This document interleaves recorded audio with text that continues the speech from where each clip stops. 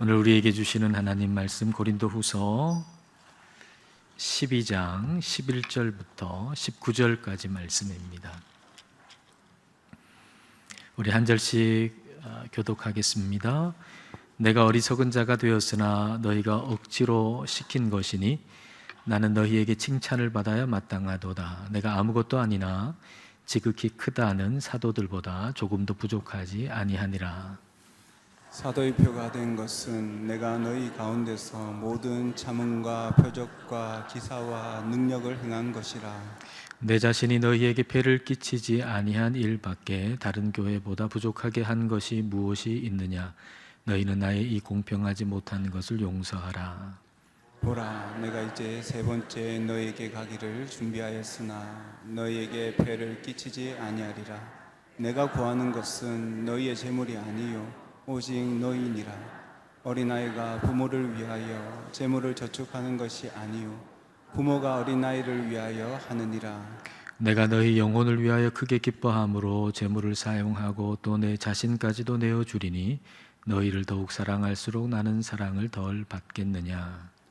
하여간 어떤 이의 말이 내가 너에게 짐을 지우지는 아니하였을지라도 교활한 자가 되어 너희를 속임수로 처하였다 하니 내가 너희에게 보낸 자 중에 누구로 너희의 이득을 취하더냐. 내가 디도를 보내고 함께한 형제를 보내었으니 디도가 너희의 이득을 취하더냐. 우리가 동일한 성령으로 행하지 아니하더냐. 동일한 보조로 하지 아니하더냐. 함께 읽겠습니다. 너희는 이때까지 우리가 자기 변명을 하는 줄로 생각하는구나. 우리는 그리스도 안에서 하나님 앞에 말하노라. 사랑하는 자들아, 이 모든 것은 너희의 덕을 세우기 위함이니라. 아멘. 실망은 기대의 그림자입니다. 햇빛이 없으면 그림자도 없듯이 우리가 아무것도 기대하지 않는다면 실망할 일도 없겠죠. 그러나 우리가 살아간다라고 하는 것은 뭔가를 기대한다는 것입니다.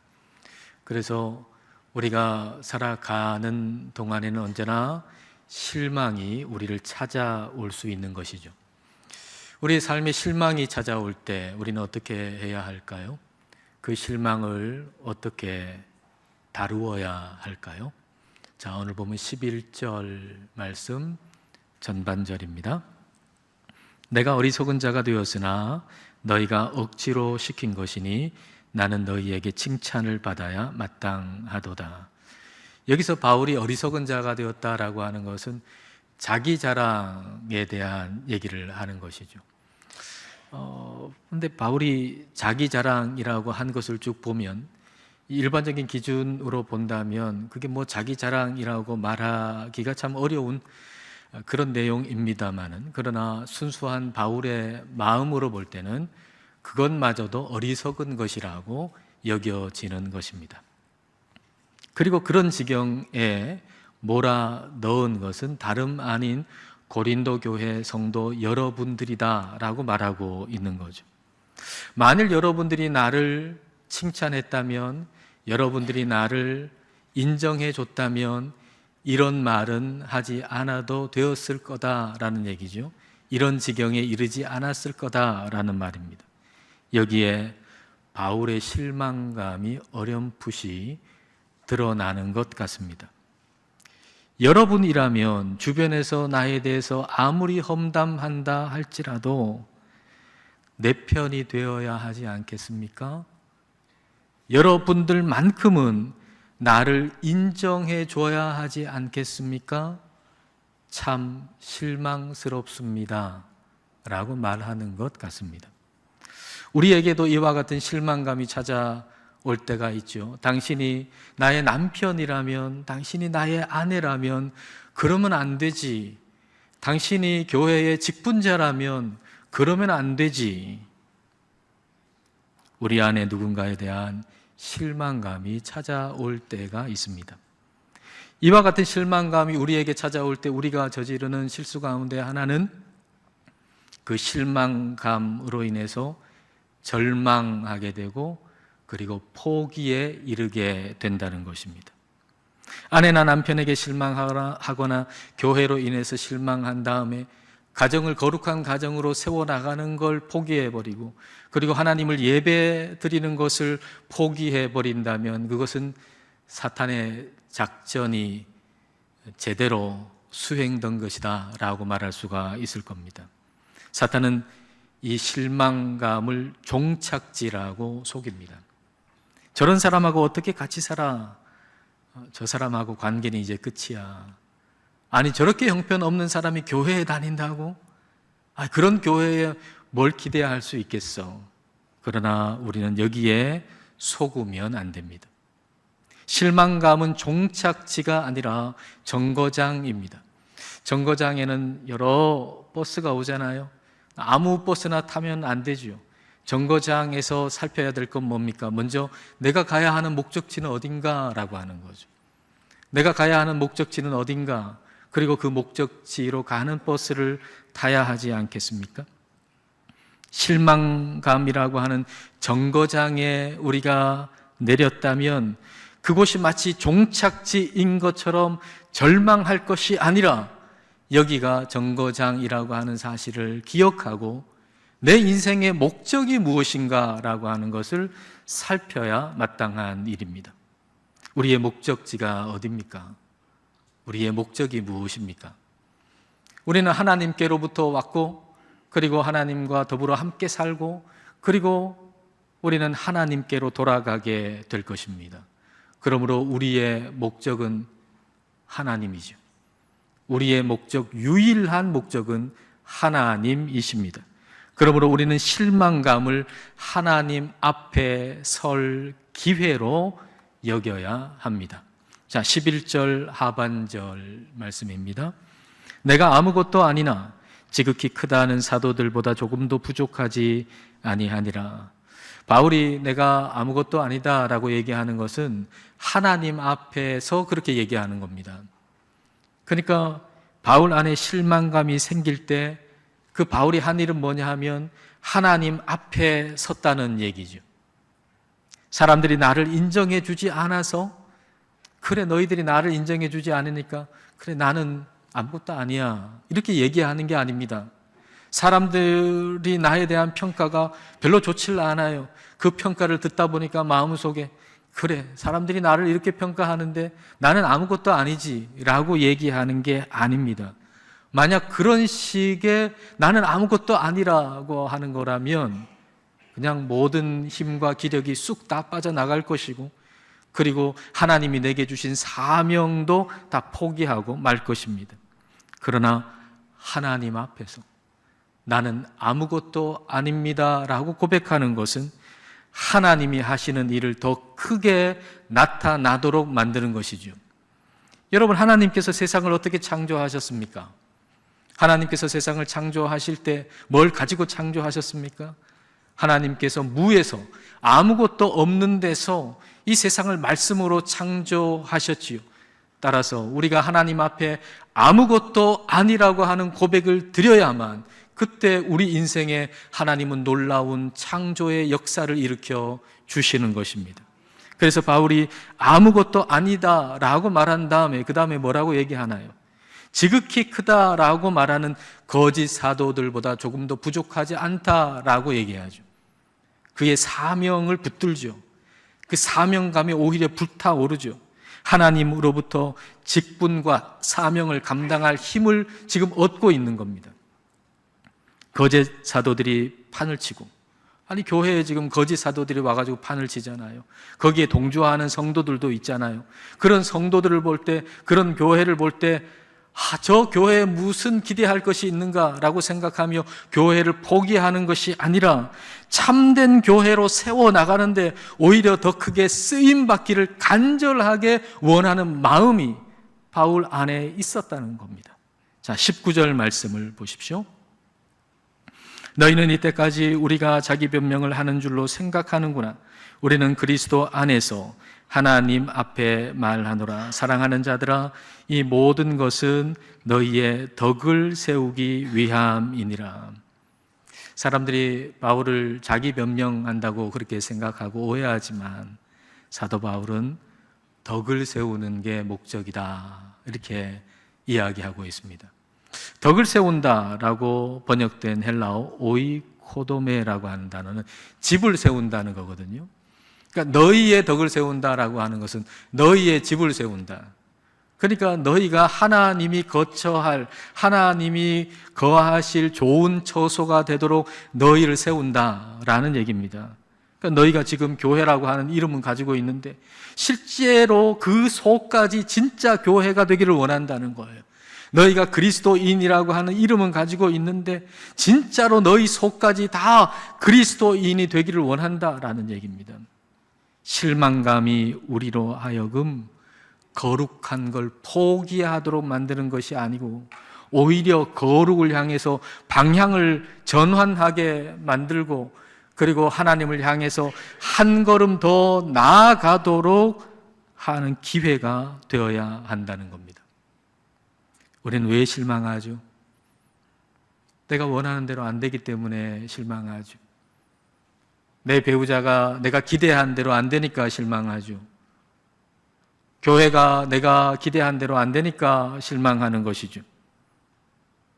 실망은 시선을 나에게서 옮겨서 하나님께로 시선을 두게 하는 종소리와 같습니다. 여러분, 학생이 수업 시간에 이제 영어 수업 시간이에요. 영어 교과서를 펼쳐놓고 영어 지금 수업을 듣고 있어요. 근데 종이 땡 울렸어요. 이제 영어 수업이 끝난 거예요. 그러면 영어 교과서를 이제는 접어야 되지 않겠어요? 그리고 그 다음 시간 국어 시간인데 국어 시간 위해서 준비를 해야 되지 않겠습니까? 실망감이라고 하는 것은 내 기대를 접고 하나님의 뜻을 순종할 시간이 되었다는 것을 알리는 종소리와 같은 것입니다. 저는 바울에게도 수많은 실망감이 찾아왔다고 생각해요.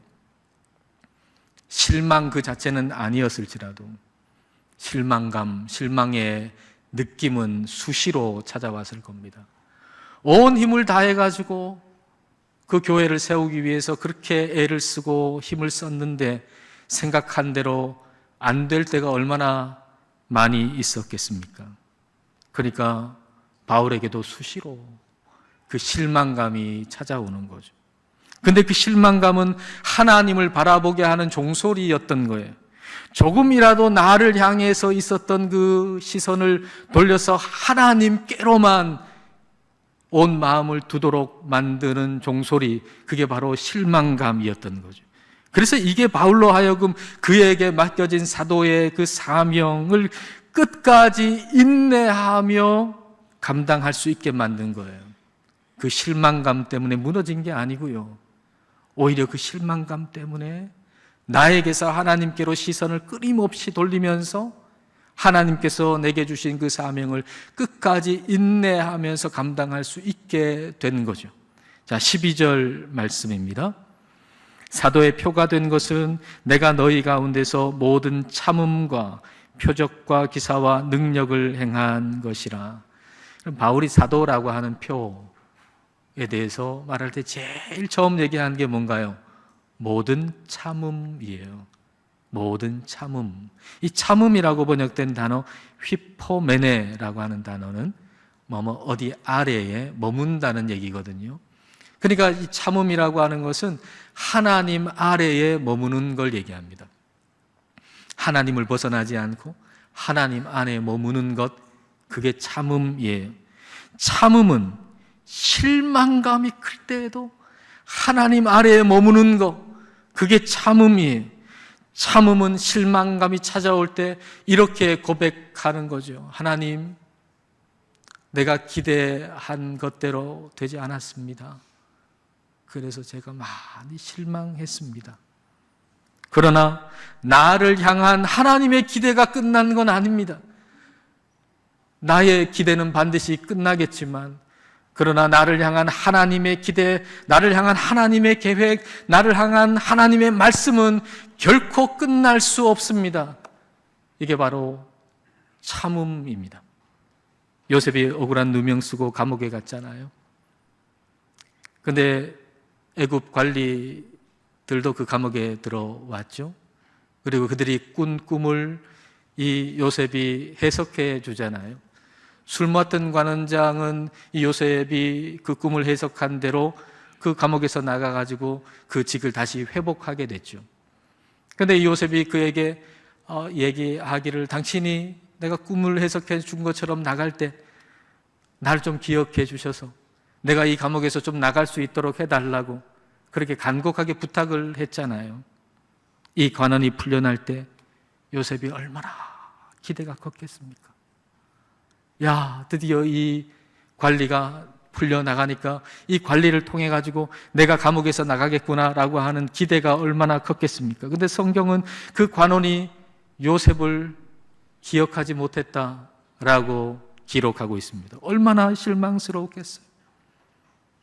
지금 상황이 다 될 것처럼 여겨졌는데 이 기대한 대로 되지 않았으니까 얼마나 실망스러웠겠어요. 아마 여러분들 중에 어떤 분은 바로 이와 같은 시간을 보내고 있는지도 모르겠습니다. 상황을 보거나 흘러가는 것을 보거나 다 될 것 같아요. 내가 기대한 것이 지금 상황이나 뭔가 흘러가는 이 분위기나 다 될 것 같이 여겨져요. 더 잔뜩 기대하게 됐어요. 그런데 되지 않았어요. 얼마나 실망스러워요. 아마 그런 시간을 지금 보내고 있는 분이 계실지도 모르겠습니다. 여러분 한번 생각해 보세요. 요셉이 얼마나 기대했겠어요. 모든 게 다 되어져 가고 있는 것처럼 보이잖아요. 이 관리가 꿈을 꿨고 그 꿈을 해석해 줬고 그 해석해 준 대로 이 관리는 나갔고, 그러니까 조만간 나도 이 감옥에서 나갈 거라고 그런 기대했었으나 그 기대가 깨졌으니까 얼마나 실망스러웠겠어요. 근데 만일 요셉이 그 실망감을 계속 움켜쥐고 있었다면 그 기간을 결코 견뎌내지 못했을 겁니다. 근데 말이에요, 그 실망감을 움켜쥐는 것만 문제가 아니라 또 다른 나의 기대를 움켜쥐는 것도 문제가 된다는 사실을 여러분 아십니까? 내가 한번 실망했어요. 그래서 또 다른 나의 기대를 붙들고 살아가는 것, 그것 역시도 마찬가지로 견딜 힘을 주지 못합니다.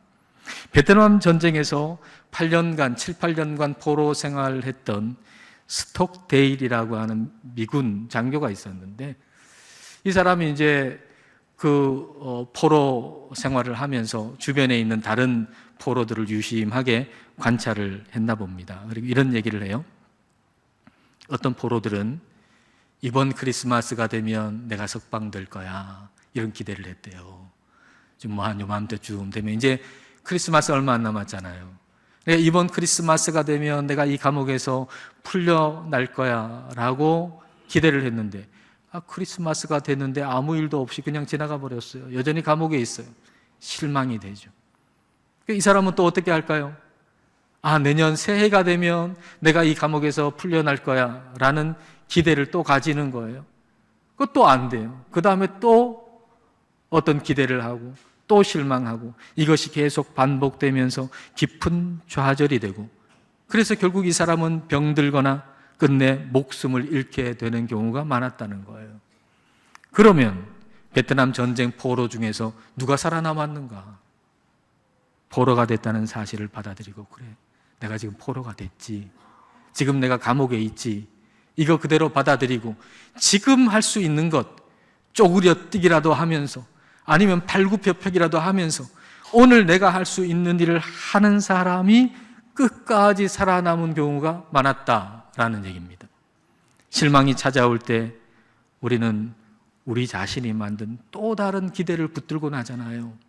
우리가 요셉이라면 상황이 다 돼가지고 이제 풀려날 것 같은 그런 상황 속에서 잔뜩 기대했다가 기대가 무너지고 나면 실망이 되겠지만, 그 다음에 다시 내가 만든 뭔가 기대를 또 붙들잖아요.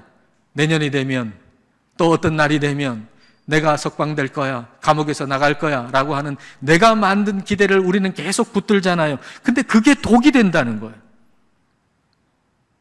실망감이 찾아올 때 우리는 우리 자신이 만든 기대를 내려놓고 나를 향한 하나님의 기대, 나를 향한 하나님의 계획, 나를 향한 하나님의 말씀만 붙들어야 하는 것입니다. 시편 105편 18절과 19절 말씀입니다. 그의 발은 착고를 차고 그의 몸은 쇠사슬에 매였으니, 누굴 얘기하냐면 지금 요셉을 얘기하거든요. 요셉이 지금 감옥에 갇힌 걸 지금 얘기하는 거예요. 근데 언제 감옥에서 나오는가? 자, 19절 말씀을 함께 읽겠습니다. 곧 여호와의 말씀이 응할 때까지라. 그의 말씀이 그를 단련하였도다. 하나님의 말씀이 이루어질 때까지 요셉은 감옥에 있는 거예요. 그리고 하나님 말씀으로 요셉을 계속해서 단련시키는 것이죠.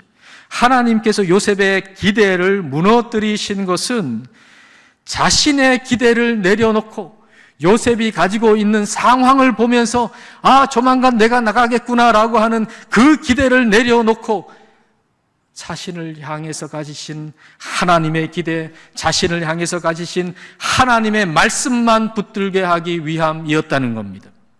실망감은 내 기다라는 달콤한 꿈에서 깨어나서 현실을 살게 하는 자명종입니다.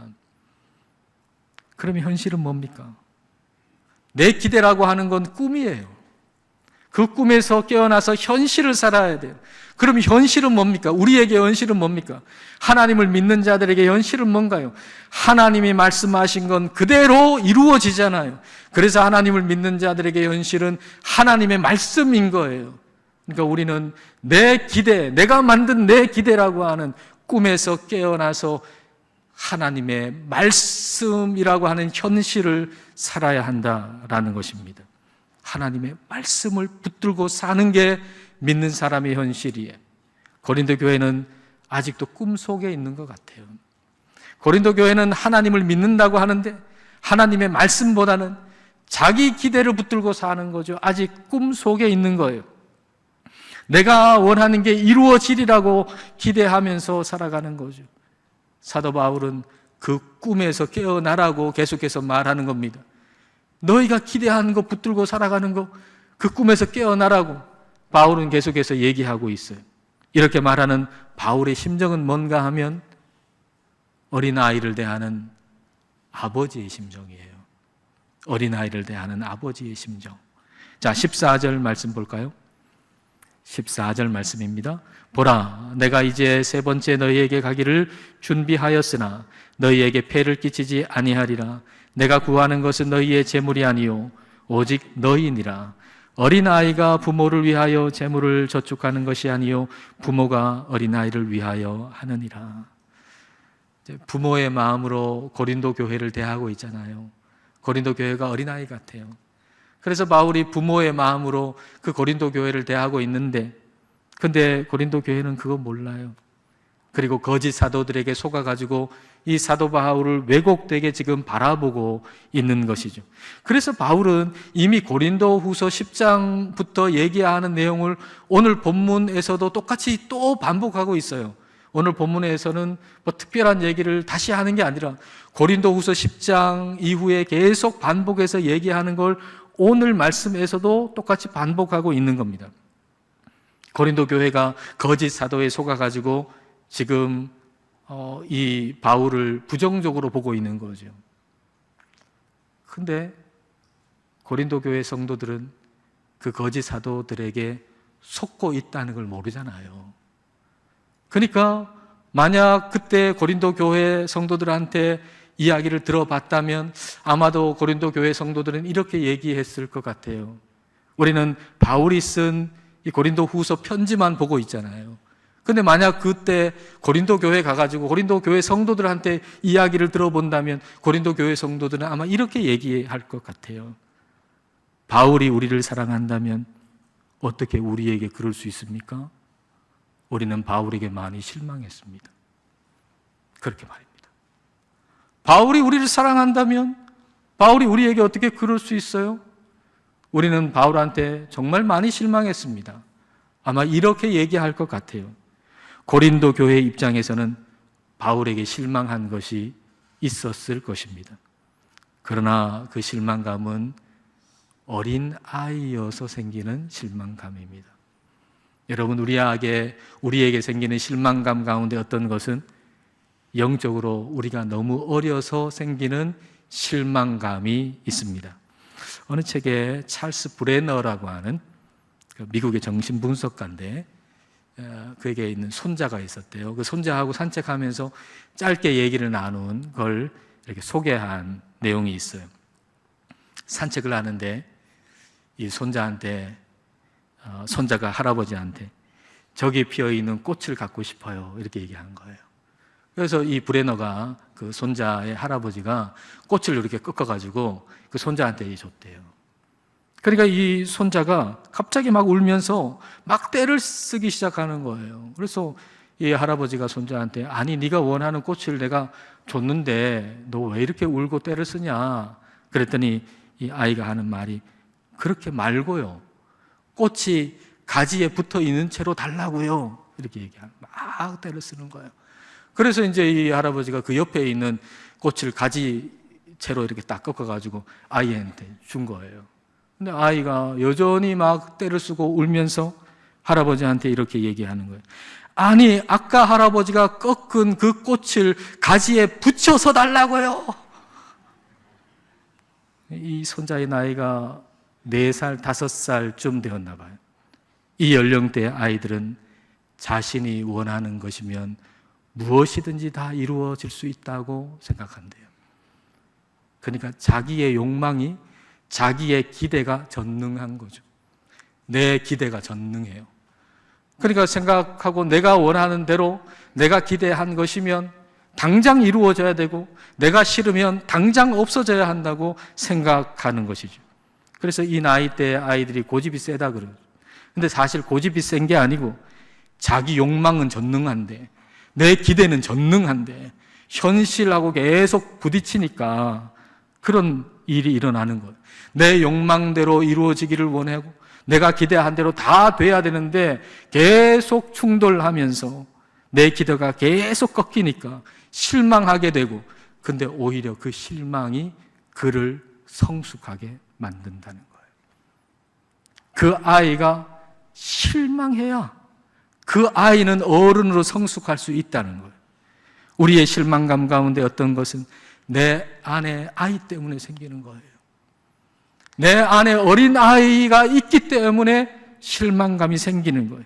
내가 원하는 대로 다 되었으면 좋겠다라고 하는 우리의 욕망이, 우리의 기대가 하나님이 되어 있거든요. 실망하는 일이 없다면 계속해서 내 욕망, 내 기대가 하나님 행세를 할 것입니다. 근데 우리가 성장하려면 반드시 실망감이 찾아와야 합니다. 실망감은 가짜 하나님 버리고 진짜 하나님 섬기라고 하는 신호예요. 저와 여러분에게 실망감이 찾아오는 것은 하나님이 나를 도와주시지 않아서가 아니라 지금까지 내가 붙들고 있는 가짜 하나님 버리고 진짜 하나님 섬기라고 하는 신호란 말입니다. 가짜 하나님 섬기면서 내가 원하는 대로 다 되기를 원하는 가짜 신앙생활 하는 것이 아니라 하나님의 뜻이 이루어지기를 간절히 원하는 진짜 신앙인이 되게 하는 기회가 바로 우리에게 찾아오는 실망감이라는 말씀입니다. 실망감은 하나님께 한 걸음 더 나아가라는 신호입니다. 그래서 실망감이 우리에게 찾아올 때 우리가 하나님 앞으로 한 걸음 더 나아가면 교회는 더 교회답게 될 것이고 가정은 더 가정답게 될 것이고 성도는 더 성도답게 될 것입니다. 가정에서 교회에서 우리의 삶에서 실망감이 찾아올 때 그것을 성장하고 성숙하는 기회로 삼으시는 우리 모두가 되시기를 축복합니다. 기도하시겠습니다. 이 시간 우리 기도하실 때 실망감이 찾아올 때 그것을 종착지로 여기지 않고 인생의 목적이 하나님이심을 확인하는 기회로 삼기를 기도합시다. 그리고 실망감이 찾아올 때 내 기대를 접고 나를 향한 하나님의 기대, 하나님의 계획과 말씀을 붙들 수 있기를 기도합시다. 또 내 안에 영적 어린아이로 인해 생기는 실망감도 있음을 알고 실망감이 찾아올 때 오히려 주님께 더 가까이 나아가고 성장하게 되기를 이 시간 함께 기도하시겠습니다.